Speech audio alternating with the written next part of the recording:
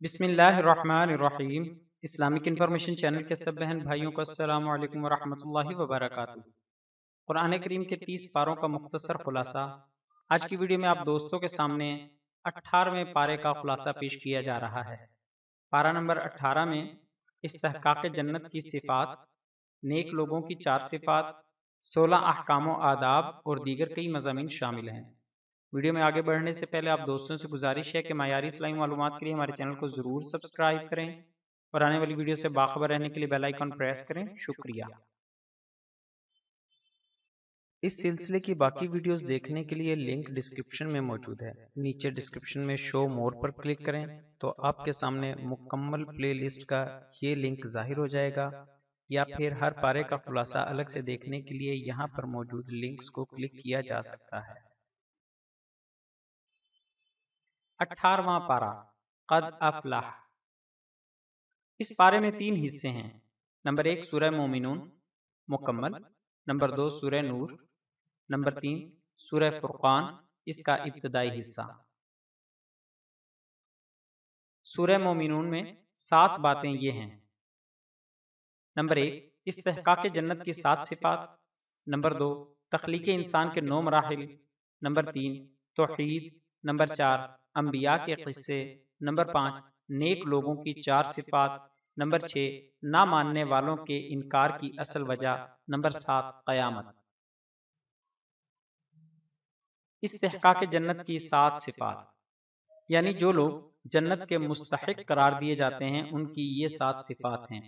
Number 1 ایمان، number 2 نماز میں خشوع، نمبر 3 اعراض عن اللغو، نمبر 4 زکوٰۃ، نمبر 5 پاک دامنی، نمبر 6 امانت داری، نمبر 7 نمازوں کی حفاظت۔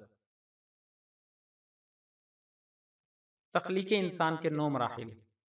نمبر 1 مٹی، نمبر 2 منی، نمبر 3 جمع ہوا خون، نمبر 4 لوتھڑا، نمبر 5 ہڈی، نمبر 6 گوشت کا لباس، نمبر 7 انسان، نمبر 8 موت، نمبر 9 دوبارہ زندگی۔ توحید۔ آغاز سورت میں توحید کے 3 دلائل ہیں۔ نمبر 1 آسمانوں کی تخلیق، نمبر 2 بارش اور غلہ جات، نمبر 3 چوپائے اور ان کا منافع۔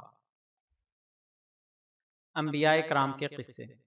حضرت نوح علیہ السلام اور ان کی کشتی کا ذکر، حضرت موسیٰ علیہ السلام اور حضرت ہارون علیہ السلام کا ذکر، حضرت عیسیٰ علیہ السلام اور ان کی والدہ حضرت مریم کا تذکرہ۔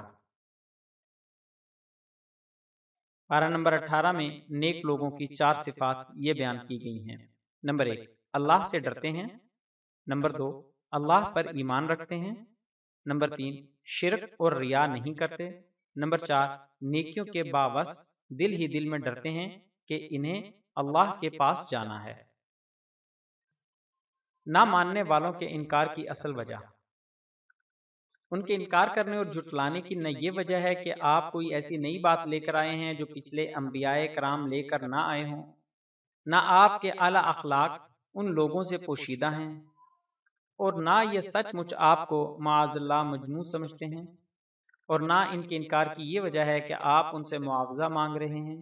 اصل وجہ اس کے برعکس یہ ہے کہ حق کی جو بات آپ لے کر آئے ہیں وہ ان کی خواہشات کے خلاف ہے، اس لیے اسے جھٹلانے کے مختلف بہانے بناتے رہتے ہیں۔ قیامت۔ روز قیامت جس کے اعمال کا ترازو وزنی ہوگا وہ کامیاب ہے، اور جس کے اعمال کا ترازو ہلکا ہوگا وہ ناکام ہے۔ سورہ نور میں 2 باتیں یہ ہیں۔ نمبر 1 16 احکام و آداب، نمبر 2 اہل حق اور اہل باطل کی 3 مثالیں۔ 16 احکام و آداب۔ نمبر 1 زانی اور زانیہ کی سزا 100 کوڑے ہیں۔ احادیث سے ثابت ہے کہ یہ حکم غیر شادی شدہ لوگوں کے لیے ہے۔ نمبر 2 بدکار مرد یا عورت کو نکاح کے لیے پسند کرنا مسلمانوں پر حرام ہے۔ نمبر 3 عاقل، بالغ، پاک دامن مرد یا عورت پر بغیر گواہوں کے زنا کی تہمت لگانے والے کی سزا 80 کوڑے ہے۔ نمبر 4 میاں بیوی کے لیے بجائے گواہوں کے لعن کا حکم ہے۔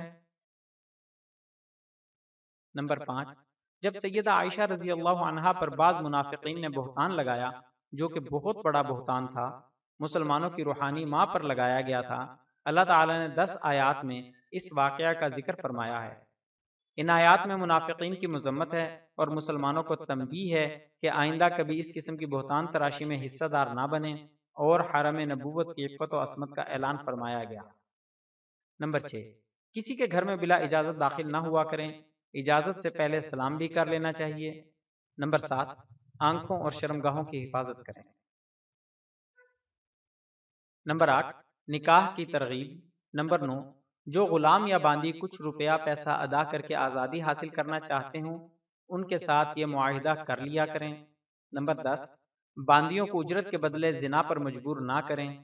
نمبر 11، چھوٹے بچوں اور گھر میں رہنے والے غلاموں اور باندیوں کو حکم ہے کہ اگر وہ نماز فجر سے پہلے، دوپہر کے قیلولے کے وقت اور نماز عشاء کے بعد تمہارے خلوت والے کمرے میں داخل ہوں تو اجازت لے کر داخل ہوں، کیونکہ ان 3 اوقات میں عام طور پر عمومی استعمال کا لباس اتار کر نیند کا لباس پہن لیا جاتا ہے۔ نمبر 12، بچے جب بالغ ہو جائیں تو دوسرے بالغ افراد کی طرح ان پر بھی لازم ہے کہ وہ جب بھی گھر میں آئیں تو اجازت لے کر یا کسی بھی طریقے سے اپنی آمد کی اطلاع دے کر آئیں۔ نمبر 13، وہ عورتیں جو بہت بوڑھی ہو جائیں اور نکاح کی عمر سے گزر جائیں، اگر وہ پردے کے ظاہری کپڑے اتار دیں تو اس میں کوئی حرج نہیں۔ نمبر 14، گھر میں داخل ہو کر گھر والوں کو سلام کریں۔ نمبر 15، اجازت کے بغیر اجتماعی مجلس سے نہ اٹھیں۔ نمبر 16، اللہ کے رسول صلی اللہ علیہ وآلہ وسلم کو ایسے نہ پکاریں جیسے آپس میں ایک دوسرے کو پکارتے ہیں۔ اہل حق اور اہل باطل کی 3 مثالیں۔ پہلی مثال میں مومن کے دل کے نور کو اس چراغ کے نور کے ساتھ تشبیہ دی گئی ہے جو صاف شفاف شیشے سے بنی ہوئی کسی قندیل میں ہو، اور اس قندیل کو کسی طاقچے میں رکھ دیا جائے تاکہ اس کا نور معین جہت میں ہی رہے جہاں اس کی ضرورت ہے۔ اس چراغ میں جو تیل استعمال ہوا ہے وہ تیل زیتون کے مخصوص درخت سے حاصل شدہ ہے۔ اس تیل میں ایسی چمک ہے کہ بغیر آگ دکھائے ہی چمکتا دکھائی دیتا ہے۔ یہی حال مومن کے دل کا ہے کہ وہ حصول علم سے قبل ہی ہدایت پر عمل پیرا ہوتا ہے، پھر جب علم آ جائے تو نور علی نور کی صورت ہو جاتی ہے۔ دوسری مثال اہل باطل کے اعمال کی ہے جنہیں وہ اچھا سمجھتے تھے۔ فرمایا کہ ان کی مثال سراب جیسی ہے، جیسے پیاسا شخص دور سے سراب کو پانی سمجھ بیٹھتا ہے، لیکن جب قریب آتا ہے تو وہاں پانی کا نام و نشان بھی نہیں ہوتا۔ یہی حال کافر کا ہے کہ وہ اپنے اعمال کو نافع سمجھتا ہے، لیکن جب موت کے بعد اللہ کے سامنے پیش ہوگا تو وہاں کچھ بھی نہیں ہوگا، اس کے اعمال غبار بن کر اڑ چکے ہوں گے۔ تیسری مثال ان کے عقائد کو سمندر کی تہ بتہ تاریکیوں کے ساتھ تشبیہ دی گئی ہے، جہاں انسان کو اور تو اور اپنا ہاتھ تک دکھائی نہیں دیتا۔ یہی حال کافر کا ہے جو کفر اور ضلالت کی تاریکیوں میں سرگرداں رہتا ہے۔ نمبر 3، سورہ فرقان کے ابتدائی حصے میں 4 باتیں یہ ہیں۔ نمبر 1 توحید، نمبر 2 قرآن کی حقانیت، نمبر 3 رسالت، نمبر 4 قیامت۔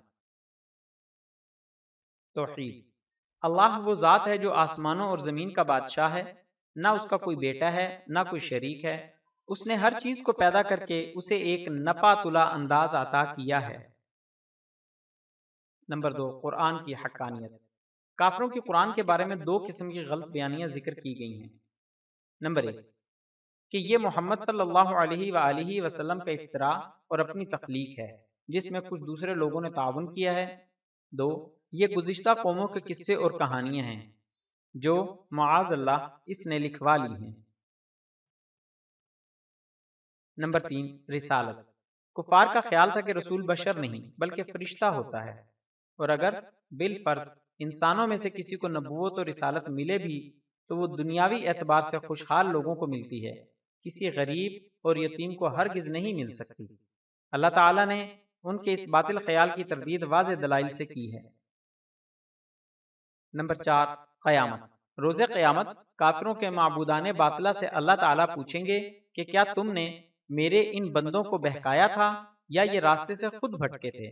تو وہ اپنے عبادت گزاروں کو جھٹلا دیں گے اور ان کی غفلت کا اقرار کریں گے، پھر ان کافروں کو بڑے بھاری عذاب میں مبتلا کیا جائے گا۔ آخر میں آپ دوستوں سے گزارش ہے کہ ہماری حوصلہ افزائی کے لیے ہماری ویڈیوز کو لائک اور شیئر ضرور کریں۔ شکریہ، جزاک اللہ خیرہ۔